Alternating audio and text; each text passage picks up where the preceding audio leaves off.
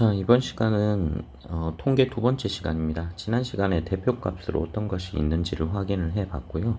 이번 시간에는 대표값으로 어떤 것을 정해서 쓰는 것이 적절할 것인가에 대해서 짧게 생각을 해 보도록 하겠습니다. 다음은 어느 수족관에서 키우는 같은 종류의 물고기 8마리의 몸 길이를 조사한 자료입니다. 이때 물고기의 몸 길이는 평균 58cm입니다. 지금 8마리 물고기에 대한 평균은 이 각각의 자료 값들을 다 더한 다음에 8마리니까 8로 나눈 값을 의미하죠. 자, 그러면 이제 58이라는 건 알려져 있기 때문에 여기에 주어진 이 물고기 몸 길이를 작은 것, 그러니까 길이가 짧은 것부터 순서대로 한번 나열을 해보도록 할게요. 지금 보면 40cm 단위에 해당이 되는 것이 하나, 둘, 셋, 4개가 보이죠? 가장 작은 것부터 써보면 45, 47, 49, 49, 다음 51, 52, 52, 51, 52, 52, 그리고 119. 엄청나게 큰 값이 하나가 있어요. 자, 그럼 한번 봅시다. 평균 58은 어느 정도의 위치에 있느냐? 파란색으로 평균값을 표기를 해보면 52와 119 사이에 58이라는 값이 있어요. 그러면 평균보다 작은 자료는 몇 개냐? 7개죠. 평균보다 큰 건 하나입니다. 그럼 두 번째, 중앙값을 구하여 그보다 작은 자료의 수와 큰 자료의 수를 각각 구해보자. 중앙값의 경우는 자료의 개수가 짝수개냐 홀수개냐에 따라 달려있죠. 지금은 짝수개이기 때문에 가장 가운데 있는 쌍 49와 51의 가운데 값 50이 중앙값이에요. 그러면 50을 기준으로 해서 50보다 작은 자료가 4개, 50보다 큰 자료가 4개가 있습니다. 자, 이제 3번을 볼게요. 평균과 중앙값 중에 어떤 값이 위의 자료 전체의 특징을 잘 나타낸다고 말할 수 있느냐? 51과 58 어느 쪽입니까? 선생님의 경우는 50을 선택할 것 같아요. 그 중앙값을 선택할 것 같습니다. 보통 평균을 계산을 할 때 이 평균값이 왜곡이 되는 경우가 있습니다. 예전에도 들었겠지만 그 마이클 조던 같은 경우에 노스캐롤라이나 주립대학을 졸업을 한 마이클 조던 때문에 그 해 졸업생들의 평균 연봉이 엄청나게 뛰었다고 하죠. 그런 점들을 뭐라고 하는가 하면 이제 특이점이라고 이름을 불러요. 지금 위쪽 물고기에서 길이가 119cm가 되는 이 녀석이 나머지 7마리보다 굉장히 특이하게 큰 값을 갖습니다. 2배 이상의 값을 가져 보이죠. 이 119cm만큼의 길이를 갖는 이 물고기 때문에 전체의 평균이 위로 끌어당겨진 거예요. 그래서 실질적으로는 이런 값들은 이 전체 자료를 조사하는 데 있어서는 굉장히 특이한 형태의 포인트가 되기 때문에 배제시켜 주는 게 일반적입니다. 만약에 물고기 8마리가 아니고 이 119짜리를 빼고 물고기 7마리에 대하여 조사를 했다면 아마 평균값이 중앙값에 훨씬 더 근접한 형태, 평균이 이 사이값에 가장 가까운 48이나 49 정도쯤으로 형성이 되었을 가능성이 커요. 자, 그래서 상황에 따라서 대표값으로 어떤 것을 쓰느냐 하는 것은 자료를 보고 판단을 해야 합니다. 자, 아래 설명을 한번 볼게요. 자료 분포의 중심 위치를 나타내는 대표값으로는 평균을 주로 사용을 합니다. 그러나 자료의 값 중에 매우 크거나 작은 값이 있을 때 평균은 그 극단적인 값에 영향을 많이 받기 때문에 대표값으로 평균보다 중앙값을 사용하는 것이 합리적입니다. 그런 경우가 있습니다.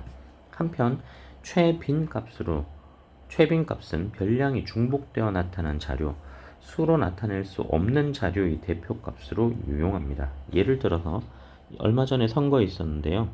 여러 선거에서는 가장 많은 표를 얻은 후보가 대표가 되는데 이는 최빈값이 대표값으로 정해진 경우예요. 가장 많은 득표를 한 사람. 이번 대통령 선거에서도 한 후보가 과반수 이상을 차지하지를 못했어요. 50% 이상의 동의를 받지 못했으나 그 사람이 대통령으로 선출이 되었죠. 벌써 여러 차례 이런 일들이 반복되고 있습니다. 그러므로 이 경우는 과반수의 지지를 얻지 못한 사람이 대표로 뽑힌다 라고 하는 문제점이 발생하기 때문에 이 부분에 대한 고민이 좀 필요하다, 그런 이야기도 많이 하고요. 그래서 일부 국가의 경우에는 1차 투표를 거쳐 결선 투표를 다시 하는 경우도 종종 있습니다. 자, 예제 2번을 볼게요. 다음은 5가구의 12월 전기 사용량을 조사한 자료입니다. 12월 전기 사용량의 평균 중앙값을 각각 구해보자. 자, 일단 자료를 보면 124, 153, 172, 537, 189. 이 중에서 거의 대부분은 124부터 189까지 시작되는 숫자가 100으로, 숫자 1로 시작하는데 네 번째 보이는 이 숫자만 특이하게 537, 굉장히 크죠. 나머지 4가구 전력 사용량과 거의 맞먹는 숫자예요. 자, 이런 값들이 끼어 있을 때는 평균을 계산을 해버리면 이 점이, 이 별량이 전체를 끌어당기기 때문에 대표하는 형태로서 평균이 적절하지 않다, 이런 말을 쓸 수밖에 없다는 뜻입니다. 그 예시예요. 자, 평균은 얼마냐? 평균은 124, 153, 172, 537, 189를 5로 나눴더니 235kW가 됐어요. 킬로와트시죠. 그러니까 시간당 사용하는 전력량이 235kW더라. 자료를 작은 값에서부터 크기 순으로 나열을 하면 가운데 오는 값이, 중앙값이 172인 걸 알 수 있어요.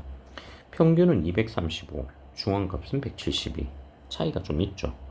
자, 이 중에서 어떤 자료가 대표값으로 적당하냐라고 이야기를 했는데 이건 이미 정답을 말했습니다.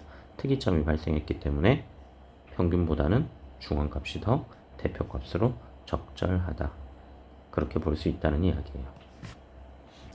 자, 지금 이 시간 이전에도 문제를 몇 개를 풀고 왔죠. 이 다음에도 마찬가지 문제를 조금 해결해야 되는 것들이 있습니다. 문제 1번과 2번을 한번 보고요. 아래쪽 이제 수학꾸러미 부분도 있거든요. 수학꾸러미 부분 한번 그냥 읽어볼게요. 신발 가게의 창고에는 특정 크기의 신발이 유독 많이 구비되어 있다. 그렇다면 신발 제조회사에서 가장 많이 만드는 신발의 크기는 어떻게 정할까? 만약 신발 제조회사에서 일부 고객의 발의 크기를 조사해 평균의 크기로 신발을 대량으로 만들었다면 사람들이 만족하지 못하는 크기의 신발이 많아져 재고량이 늘어날 것이다. 또 하나는 이런 것도 있습니다. 신발은 현재 자신의 발 사이즈보다 좀 큰 건 신을 수 있는데 작은 건 신지는 못하잖아요. 그렇죠? 큰 것과 작은 것 중에 선택을 할 때 작은 건 선택하기 어렵다. 그래서 단순하게 평균으로 가져가기 힘들다. 그러면 본인들이 구매를 하는 신발의 사이즈가 어떤 것이 가장 많은지 그걸 조사를 한 다음에 그 양만큼 찍어내는 것이 맞겠죠. 그래서 신발을 만들 때는 사람들이 만족할 수 있도록 평균이 아니라 최빈값의 크기의 신발을 다른 크기 신발보다 많이 생산하는 것이 일반적이다라고 설명이 되어 있습니다. 전 시간에 바로 이런 예시를 또 하나 다른 거 들었었는데요. 왜 청바지 이야기를 말을 했었죠. 그러니까 허리 사이즈가 예를 들어서 30인 친구의 청바지 길이가 이 정도 됩니다. 그런데 실제 옷을 입어봤더니 이 바지를 잘라야 하는 사람들도 있고, 아니면 이 바지가 너무 짧아서 발이 바깥쪽으로 이렇게, 즉 발목이 드러나는 경우도 있을 거란 말이에요. 하체 길이에 따라서 좀 조정이 돼야 됩니다. 그럼 이 경우는 어떻게 할 거냐예요. 바지를 사서 밑단을 잘라내는 게 맞을까? 아니면 덧대는 게 맞을까? 아니면 그냥 평균적인 걸 주는 게 맞을까? 최빈값을 주는 게 맞을까? 그래서 대개 이 경우에는 최대값을 쓰는 경우가 많다고 했죠. 최대값. 길이를 최대한 길게 주자. 길게 준 다음에 잘라서 입게 만드는 것. 그래서 이 바지 만드는 회사의 경우에는, 기성복의 경우에 최대값을 대표값으로 쓰는 경우가 많습니다. 그래서 아마 주변에 있는 친구들 중에서 청바지 사러 가서 이 청바지 잘라내지 않고 입을 수 있는 친구는 거의 없을 거예요. 그래서 지난 시간에도 농담식으로 여러분들에게, 선생님 같은 경우에는 청바지 가격 한 3분의 1은 잘라서 갖다 버린다고 이야기했습니다. 3분의 1까지는 모르겠지만 4분의 1은 충분히 되는 것 같아요. 자, 이렇게 해서 이번 시간 수업 마치겠습니다. 자, 나머지 시간은 우리가 함께 문제를 풀어보는 것으로 채워나가도록 하겠습니다. 이번 시간도 수업 듣느라 고생 많았습니다. 다음 시간에 봅시다.